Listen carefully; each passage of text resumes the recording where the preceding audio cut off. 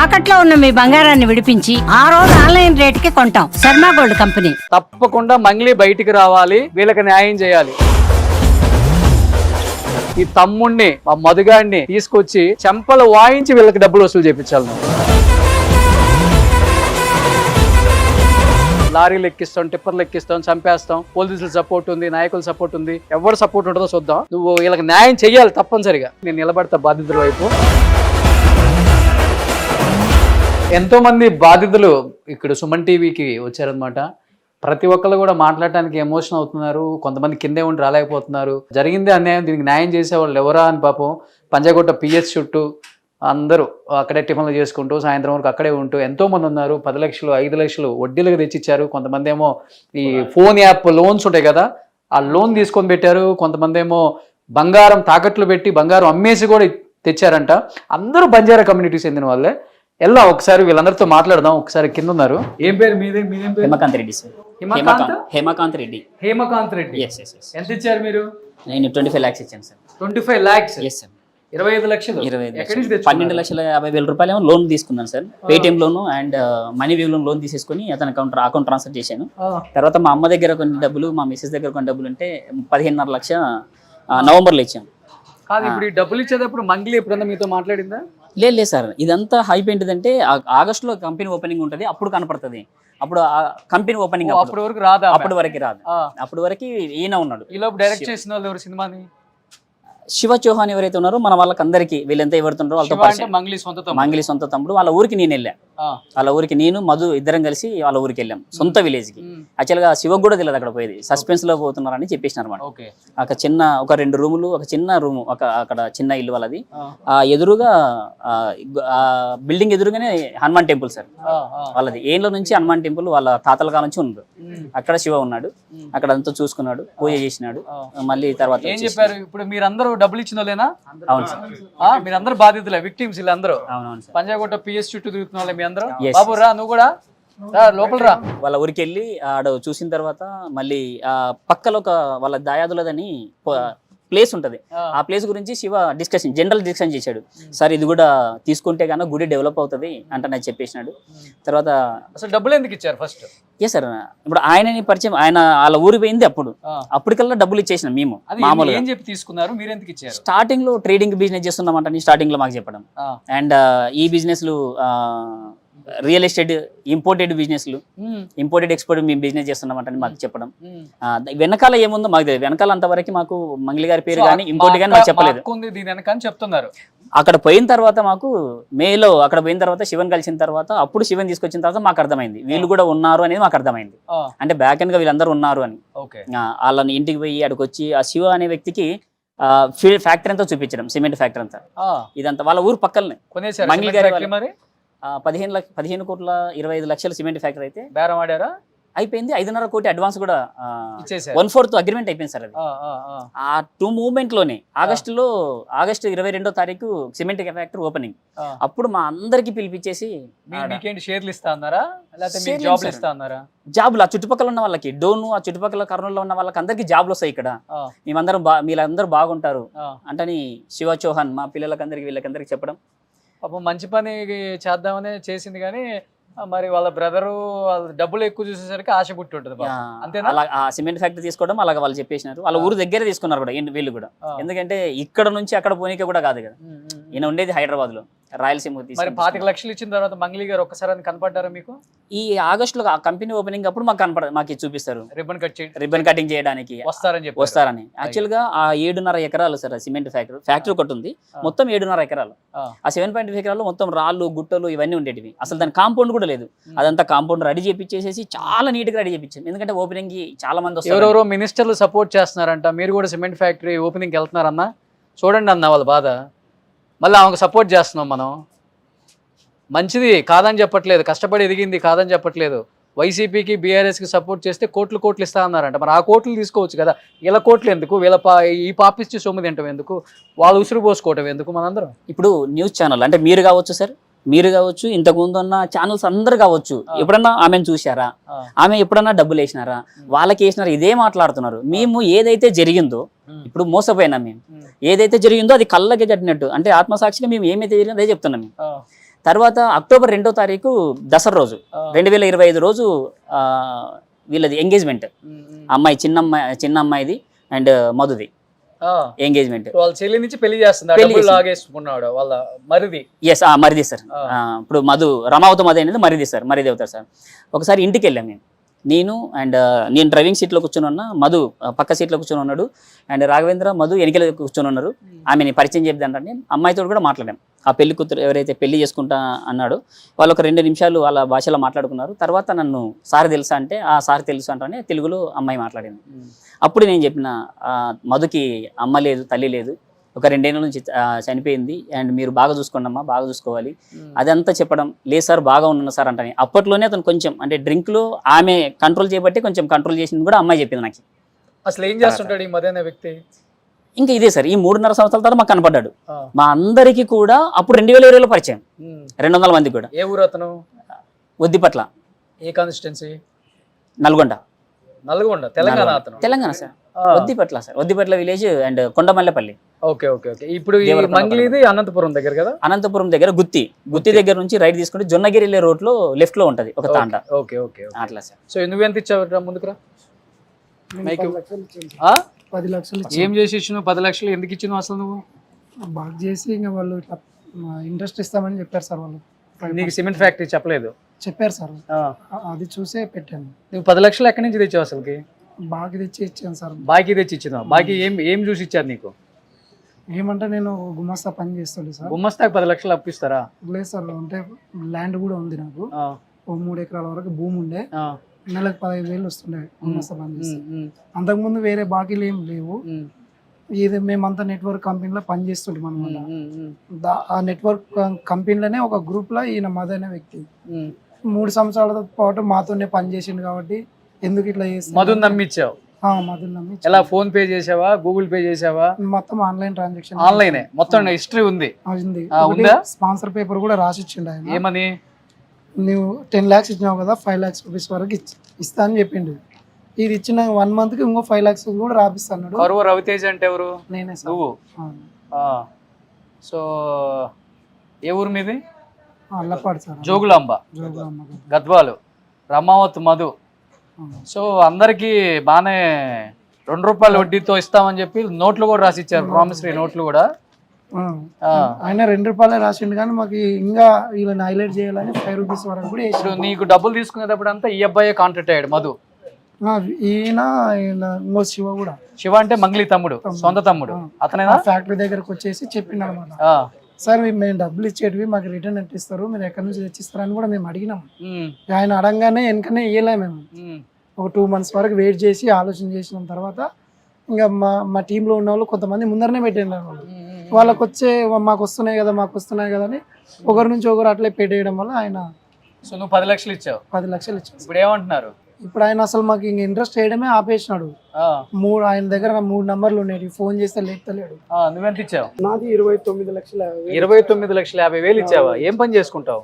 నేను మార్కెటింగ్ లో గత 8 ఏళ్ళ నుంచి వర్క్ చేస్తున్నా సార్. 2024లో ఒకసారి చెప్పాడు ఇలా చేస్తున్నాను, ఇలా ఉంది అది ఇదని.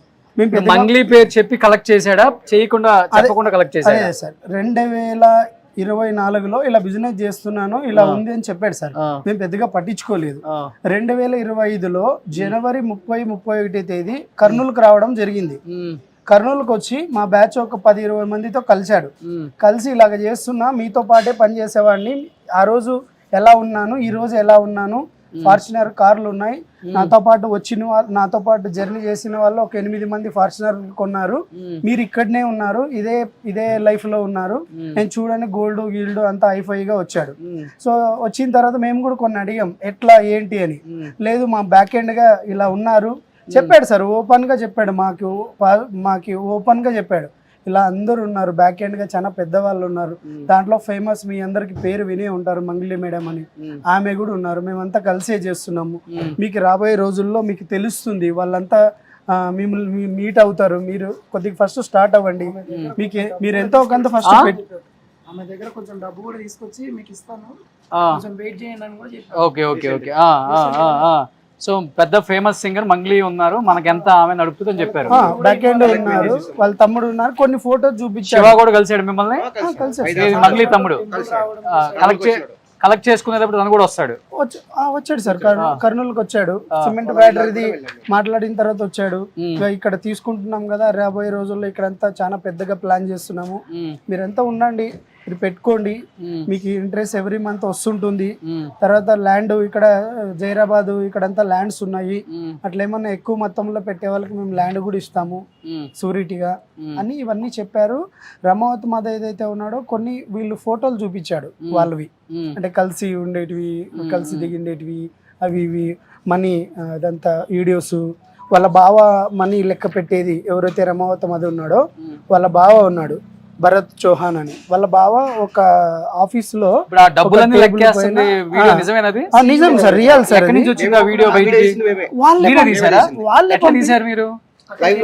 వాళ్ళు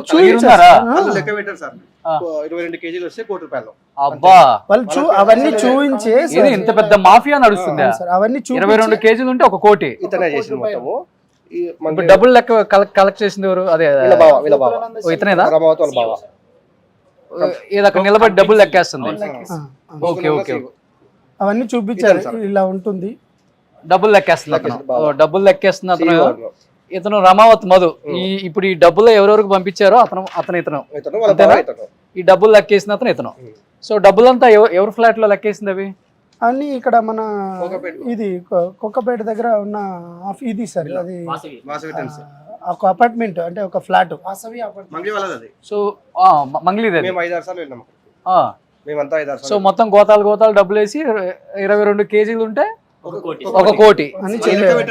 ఎన్ని 22 కేజీలు వచ్చినాయి అట్లా? చాలా ఉంది పెద్ద. నువ్వెంత ఇచ్చావు? ఎంత? 80 లక్షలు ఇచ్చాడంటే ఈ అబ్బాయి. నువ్వు ఎట్లా ఇచ్చావు? ఎక్కడి నుంచి తెచ్చావు అసలు? బంధువుల దగ్గర అట్లా ఇట్లా తీసుకొచ్చి ఇట్లా అవి మనకి అంతకుముందు జాబ్ చేసుకుంటే మంచి ఫేమ్ ఉంది అనమాట, బయట మనకి నమ్మకం ఉంది, అట్లా చేసినారు. అందులో ఒకప్పుడు రమావత్ మాధవ్ అనే పర్సన్ నాకు గతంలో 2021లో నా టీం అనమాట, అతను ప్రోడక్ట్ బేస్ కంపెనీలో. ఓకే, అతను మన 2021 లో మా దగ్గర రీజన్ చేసి మొత్తం ఈ రమావత్ మధు అనే వాడి అకౌంట్ లోనే వేసారు. పోలీసులు కొంచెం దీని మీద గట్టిగా స్ట్రాంగ్ గా నిలబడి వీడిని లాగితే మొత్తం వచ్చేస్తాయి. అసలు దొంగ వీడే, ఈ రమావత్ మధు అనేవాడే. ఇప్పుడు వీడు ఎంత కొంత డబ్బులు ఇచ్చి మేనేజ్ చేస్తున్నాడు వ్యవస్థను ఇప్పుడు, అంతేనా? మీరు ఎక్కడన్నా పోండి, ఏమన్నా మీరు 10,000 ఖర్చు పెడితే నేను 1,00,000 అదేలే, మొత్తం నూకేసిన డబ్బులు ఉన్నాయి కదా, మీరు 1,00,000 పెడితే నేను 10 లక్షలు పెడతాను. మీరు ఎమ్మెల్యే అయితే నేను సీఎం దగ్గరికి పోతా, సీఎం దగ్గరికి. అంటే 10 రోజుల లోపల ఉంటా, తర్వాత బయటకు వస్తా, తర్వాత మీకు డబ్బులు కూడా రావాలి. క్యాస్ట్ కార్డు కూడా యూజ్ చేస్తాడు, అట్లా కూడా కొన్ని రోజులు క్యాస్ట్ కార్డు యూజ్ చేస్తాడు. మీరు నా మీద కేసు పెడితే 10 రోజుల డబ్బు ఇచ్చి బయటకు వస్తా, అదే నేను రిటర్న్ మీ మీద పెట్టాను 3 years వరకు బయటకు రాలేదు. ఏమని పెడతాడంటే రిటర్న్ మాది ఇట్లా, అంటే మమ్మల్ని భయపడిస్తారని చెప్పి చెప్పారు. మీలో బంజారా కమ్యూనిటీ వాళ్ళు ఎవరు ఉన్నారు? వేరే వాళ్ళు, మీరంతా వేరే కమ్యూనిటీ. సో ఎక్కువ బలైంది ఎవరు? బంజారా కమ్యూనిటీ అనా? మా సపరేట్, మా 10 CR కి సపరేట్ వాళ్ళు చెప్పింది, అక్కడ 200 CR కి వేరే చెప్పినారు వాళ్ళు. మా 10 CR కి ల్యాండ్ ఇస్తా అని చెప్పి. సో మీరు చెప్పే చూస్తుంటే 100-150 కోట్ల స్కామ్ నిజమే. 100%. ఎటు పోయింది ఈ 100-150 కోట్ల అసలుకి? ఎవరు ఇతను? ఇతను మా దగ్గర వర్క్ చేసేటప్పుడు ఇతనే ఆ సారు. ఈ సారు ఏం స్టైలిష్ ఉన్నారు, కళ్ళజోడు గిల్లజోడు పెట్టి సార్ మంది సొమ్ముతో బానే ఎంజాయ్ చేస్తున్నారు అనుకోండి సార్, బానే ఉన్నారు. వానికి పంపించిన డబ్బులు మొత్తం సార్ వాట్సాప్ లో మొత్తం 80 లక్షలు పంపిణీ. ఈ రమావత్ మధు అనేవాడికి 80 లక్షలు పంపిణీ. అన్ని ఏమన్నా అన్నావు అనుకోండి, రాజకీయ నాయకుల సపోర్ట్ నాకుంది, నువ్వు 1,00,000 ఇస్తే నేను 10 లక్షలు ఇస్తా, నువ్వు పోలీస్కి 1,00,000 ఇస్తే నేను 1 కోటి రూపాయలు ఇస్తా, ఎందుకంటే మొత్తం వీళ్ళ డబ్బులే కదా, వాడి కాదు కదా. నల్గొండ సైడ్ మొత్తం నేను హ్యాండిల్ చేస్తున్నా అని చెప్పినాడు. నల్గొండ సైడ్ అంతా మొత్తం కలిసి పనిచేసేటప్పుడు. ఇతను ఎవరు? రమావత్ మధు. ఓహో, ఇతను వయసులో పాపం వెళ్తా వర్క్ చేసేటప్పుడు మా అండర్ లో సార్, అప్పుడు మా టీం అండర్ లో వర్క్ చేశాడు అనమాట. బానే బోల్తా పడ్డారు మీ అందరు, డబ్బులు ఎక్కువ వస్తాయి అనుకుని. అంటే ఇక్కడ చిన్నగా ఉన్నప్పటి నుంచి మాతో అంటే బాగుంది సార్, కమ్యూనికేషన్ బాగుంది సార్. ఇప్పుడు బాగా డెవలప్ అయ్యి మంది సొమ్ముతో కార్లు కొని మంచి స్టైలిష్ గా ఉన్నాడు. ఆ ఫోటో చూపిస్తారు. ఈ స్టేజ్ లో వచ్చాడు సార్. ఈ స్టేజ్ బాబు సార్ ఇప్పుడు ఎట్లా ఉన్నాడు చూడండి అబ్బో సార్ ఇట్లా ఉన్నాడు ఇప్పుడు 3 years కి గ్యాప్ తీసుకొని మళ్ళీ అట్లా వచ్చినాడు మా దగ్గరికి. ఇట్లా వచ్చాడు అప్పటికి చాలా కొంపలు ముంచేసాడు అయితే. చేసినాడు. ఇది ఒక చిన్న తాండాలో ప్యాలెస్ విల్లా మాదిరి కట్టిస్తున్నాడు.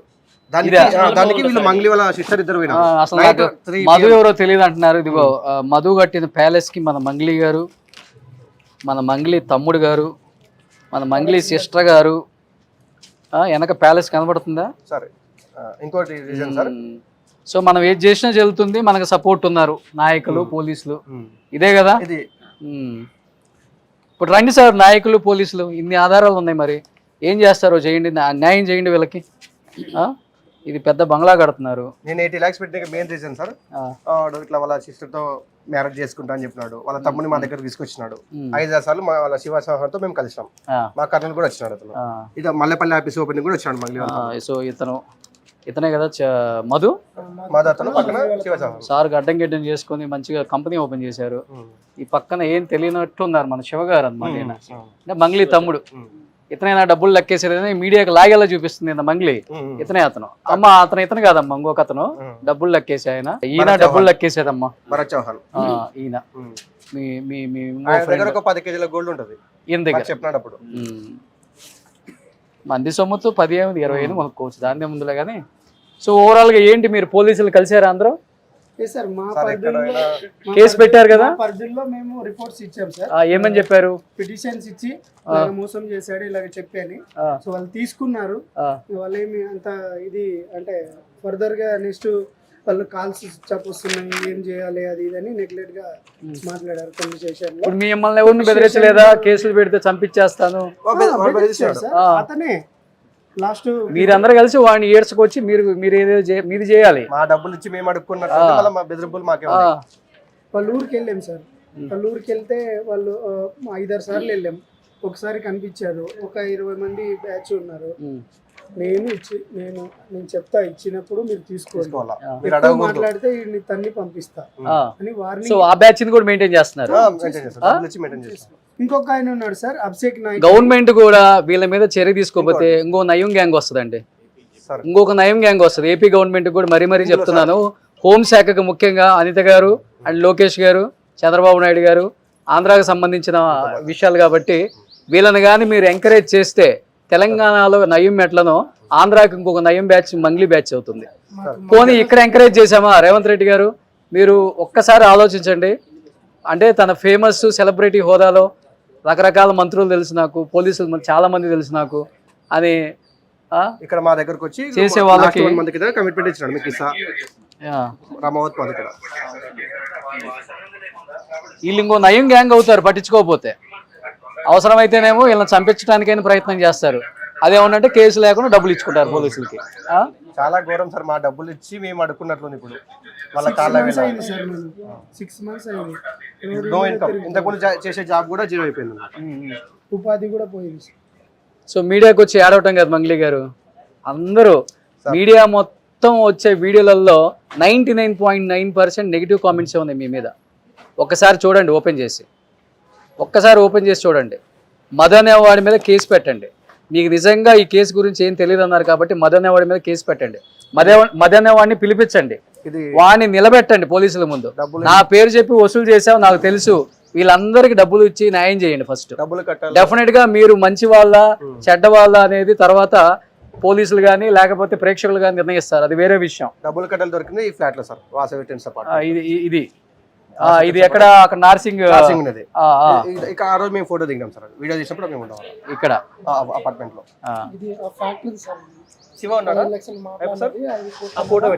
సో ఎనీహా ప్రూఫ్స్ అన్ని ఉన్నాయి, అన్ని ప్రూఫ్స్ కూడా డిస్ప్లే చేద్దాం డెఫినెట్ గా.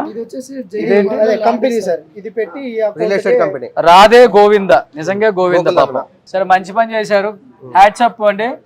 సో న్యాయం చేయండి, ఇంతకు మించి ఏం చెప్పలేం. సో బెదిరించే ప్రయత్నం చేసే అంత సీన్ అయితే ఉండదు. ఒకవేళ బెదిరియాలనుకుంటే సుమన్ టీవీకి రండి, ఇక్కడే ఉంటాం మేము కూడా. సో ఏం జరుగుతుందో చూద్దాం, వీళ్ళకైతే న్యాయం జరగాలి. నేను నిలబడతా బాధితుల వైపు, తప్పకుండా మంగ్లీ బయటికి రావాలి, వీళ్ళకి న్యాయం చేయాలి. బాధితుల వైపు ఉంటానని నిన్న మీడియా ముఖంగా చెప్పావు, అదే మాటకి నువ్వు కట్టుబడి ఉండు, వీళ్ళందరికీ న్యాయం చెయ్యి. ఈ తమ్ముణ్ణి మా మధుగాడిని తీసుకొచ్చి చెంపలు వాయించి వీళ్ళకి డబ్బులు వసూలు చేయించాలి నువ్వు. అంతేగాని బెదిరించడం కాదు. లారీలు ఎక్కిస్తాం, టిప్పర్లు ఎక్కిస్తాం, చంపేస్తాం, పోలీసుల సపోర్ట్ ఉంది, నాయకుల సపోర్ట్ ఉంది, ఎవరు సపోర్ట్ ఉంటుందో చూద్దాం. నువ్వు వీళ్ళకి న్యాయం చెయ్యాలి తప్పనిసరిగా. ఓకే, మీ అందరూ వెళ్ళి కలవండి పోలీసుల్ని, న్యాయ వ్యవస్థని, చూద్దాం. సో ఈ డబ్బులు లెక్కేసేయి. ఇదే పాపప్ సొమ్ము 22 కేజీలు వస్తే 1 కోటి. వాళ్ళు లెక్క పెట్టుకోరు ఇంకా అన్ని మిషన్ల మీద. వైసీపీకి బీఆర్ఎస్ కి సపోర్ట్ చేస్తే కోట్లు ఇస్తా అన్నారు అన్నావు. మరి ఎందుకు ఈ కోట్లు నీకు? వాళ్ళకే సపోర్ట్ చేయొచ్చు కదా. ఓకే అమ్మా, థ్యాంక్ యూ. సుమన్ టీవీలో మీ పర్సనల్ అండ్ బిజినెస్ ప్రమోషన్స్ కోసం కింది నెంబర్కి కాంటాక్ట్ చేయండి.